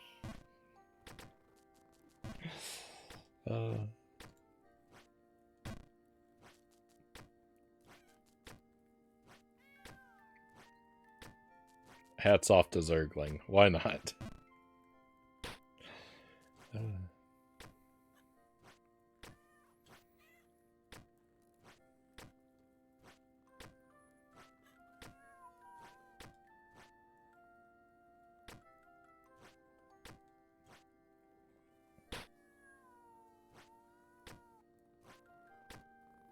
Without good companionship, this frustration will be much less worth enduring.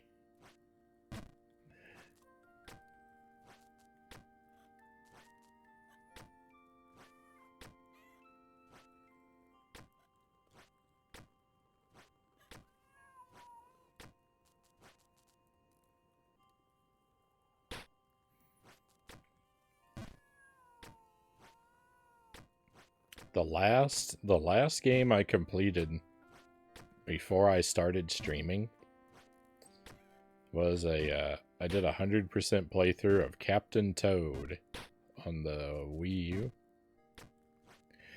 and I liked Captain Toad. That was a fun game. It's pretty laid back, and just an enjoyable sort of casual puzzled experience. Pretty low stress until the very last challenge. The very final challenge in Captain Toad is a nightmare of brutality. It took me It took me forever. I was on the grind to beat that for days and days. And I really wish I'd started streaming before I played Captain Toad, because it would have been really nice to have some company when I was suffering through the last challenge of that game. It was rough.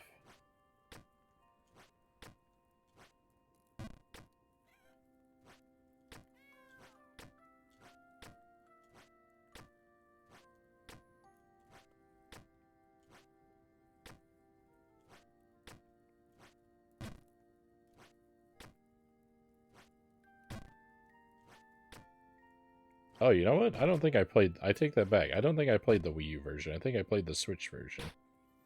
Not that it matters, but yeah, I think I played the Switch version. I think I own both of them. Oh, yeah, I did the Switch. Either way, it was super rough.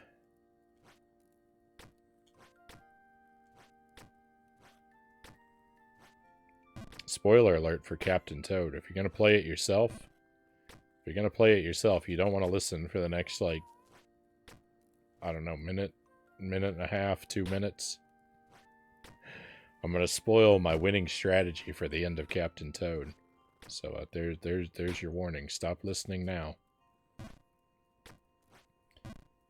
The only way I was able to make it through Captain Toad in the end was I had to go into the menu and remap the buttons, because the last challenge is so tough, and I needed to be able to run. I needed to be able to run and move the camera at the same time, and I can't. It was too hard to do that. I was doing this weird claw maneuver so that I could use my thumb on the right stick and use a finger to press, like, the B button to run. And I did this weird claw maneuver for all of my attempts, but it was too rough. So eventually I remapped the buttons so I could put the run button on a shoulder button so that I could run and move the camera at the same time. And even then, it was still tough.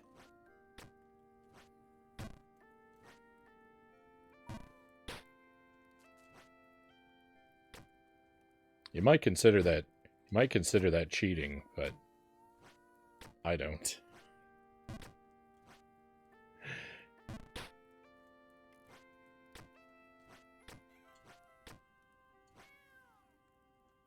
It's actually a solution I'm amazed I thought of, because I never think like that when I play a game. I never think to do stuff like that. And it really changed things for me.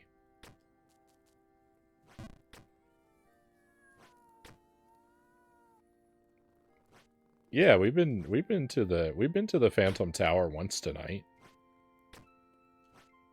I made it like 2 or 3 screens into the tower, you know, like, I don't know, a little while ago.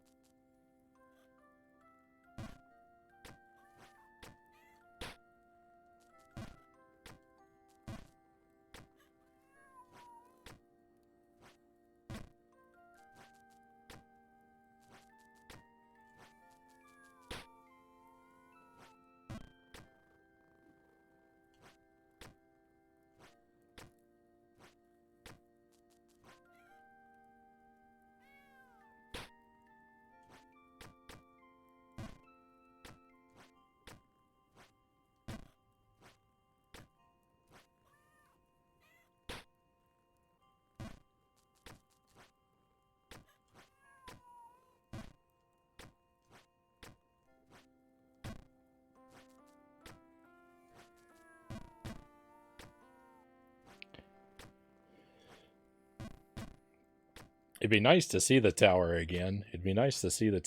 Before we wrap, but I think I'm getting pretty worn down here.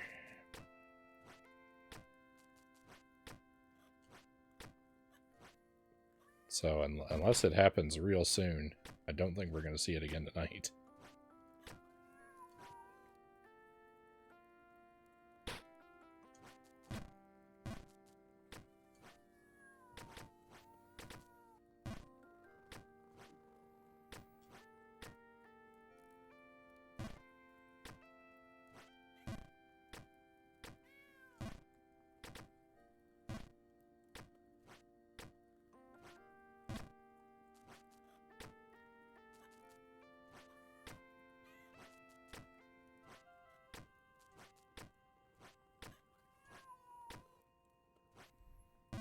What do you call Jump King's friend who really likes cooking and Asian cuisine? Zergling asks.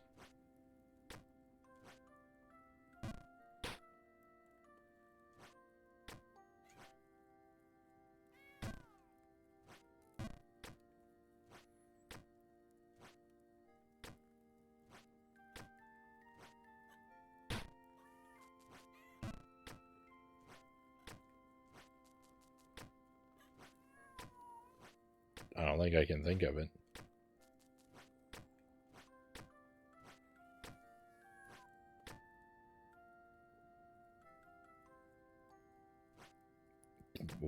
Walking? Like...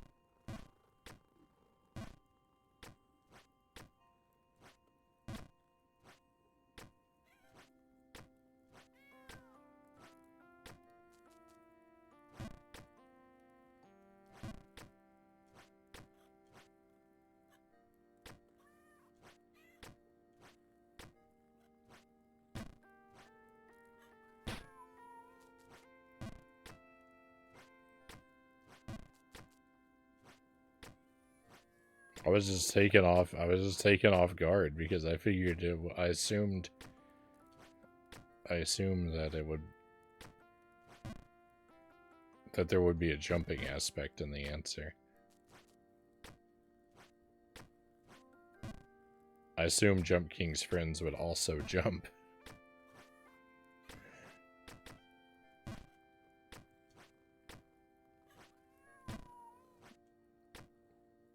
An alien engineer.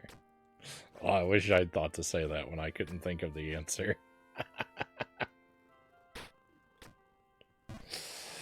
I wish I'd thought to say that.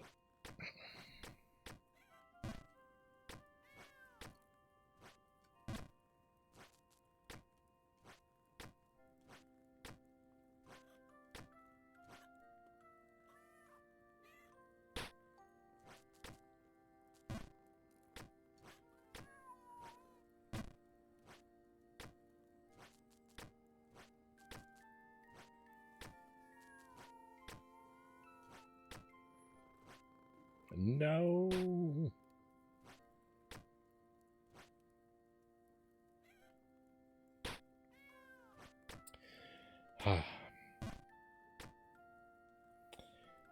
All right, my friends. I think I'm exhausted.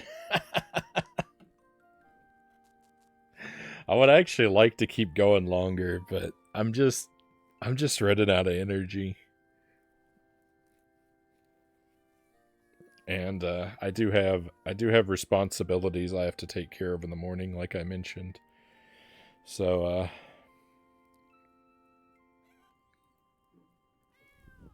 I think maybe we're just gonna leave Jump King here and say goodnight.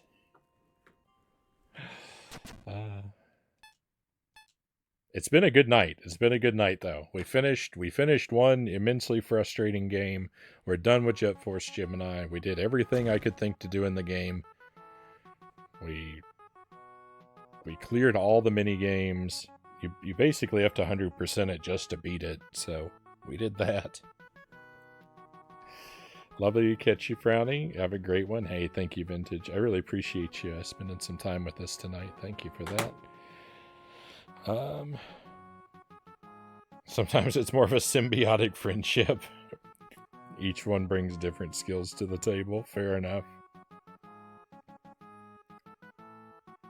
Hey, see you, Frownie. See you, Buffalo. Thank you again for the raid. Sorry we didn't stick around for very long after the raid. Look forward to Battletoads. So yeah, we're gonna play. So tomorrow night we're gonna play Battletoads. We're gonna do a whole bunch of Battletoads every Tuesday. We're gonna play Battletoads, and I'm gonna try to play all the retro Battletoads games, or most of them. I'm going to play all of them that I can. But we're going to start... So Tuesday nights, we're going to start with NES Battletoads, playthrough or two. I'm going to de-rust in that one and see if I can sharpen up my skills. I'll see how good I can get at Battletoads by playing it a lot. See how good of a run might be on the table for us. So we're going to start with that, and then we're going to play Genesis Battletoads, and it's going to be first playthrough of that. And hopefully I can get through the whole game.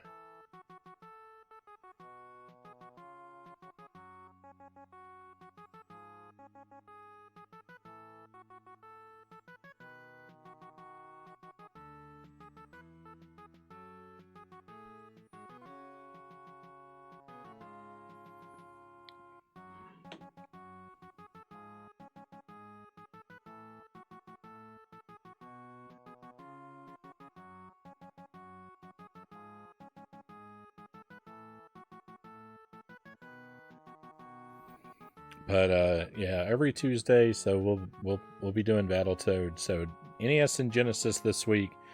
When we finish that, we'll do like NES and Game Boy, or NES and Super NES, and just try and do them all. And Wednesday night, we'll do more Jump King on Wednesday night, first part of the stream, and 50 video games included in the second part. Wish you luck with the Genesis one. You feel like the port was compromised? We shall see.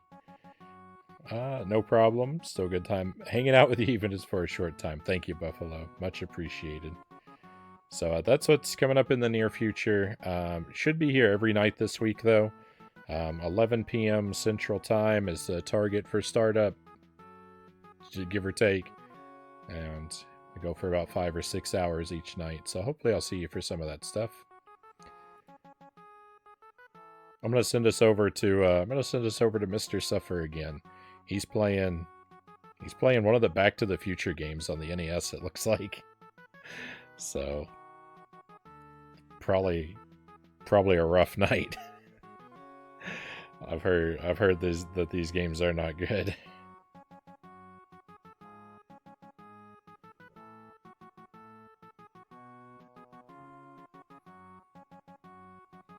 Why is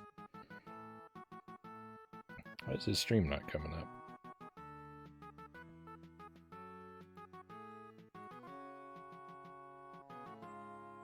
There it is.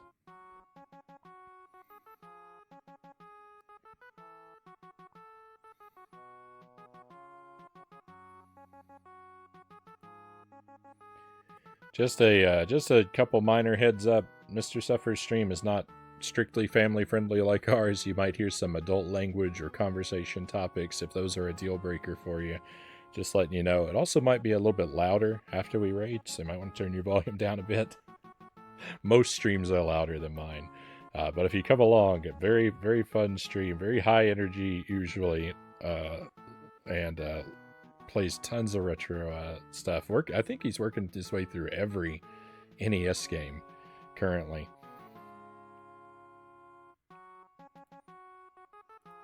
Good night, Angelus. Gonna be continuing Shantae. Good luck with that. So be well, my friends. One last time, thank you very much for your company tonight. Hopefully I will get to enjoy having you with me again very soon, but we're all out of stuff to do for tonight. It's time to head out. Let's go on an adventure.